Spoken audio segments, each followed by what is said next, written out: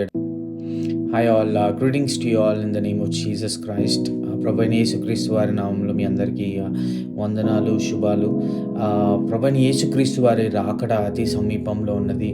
ఆయన త్వరగా రానే ఉన్నాడు అని మరొకసారి మీ అందరికీ నాకు జ్ఞాపకం చేయడానికి ఈ వీడియో చేస్తా ఉన్నాను. ప్రభు అయిన యేసుక్రీస్తు వారు ఆయనే నిజమైన దేవుడు అని నేను సొంతంగా తెలుసుకున్నాను.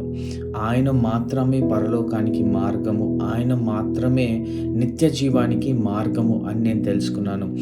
సో ఇది ఎందుకు తెలుసుకోవాలి, అవసరం ఏంటి, నిజమైన దేవుణ్ణి తెలుసుకోవాలి అనేది ఎందుకంత ప్రాముఖ్యం అంటే, ప్రతి మానవుడు పుట్టినాక ఒక దినాన్ని చనిపోవాల్సిందే.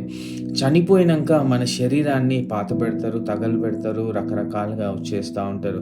కానీ శరీరానికి మరణం ఉంటుంది, కానీ మన ఆత్మకి మరణం ఉండదు. సో మన ఆత్మ అనేది ఎక్కడికి వెళ్ళాలి అనేది మనం ఈ భూమి మీద ఉన్నప్పుడే మనము ఒక డిసిషన్కి రావాలి.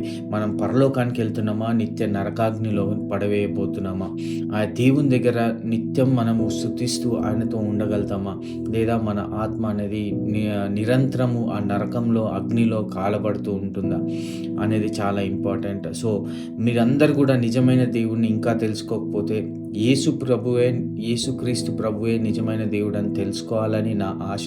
కానీ ఇది ఎటువంటి మత మార్పిడి కాదు. ఎవరిని కూడా మీ మతాన్ని వదిలేసి ఇంకొక మతాన్ని, క్రైస్తత్వంలోకి రండి అని నేను చెప్పట్లేదు. కానీ నిజమైన దేవుడు ఎవరో మాత్రం మీరు తెలుసుకోండి. మీరు బతుకున్నప్పుడే తెలుసుకోండి, నిత్య జీవాన్ని పొందుకోండి. May God bless you all.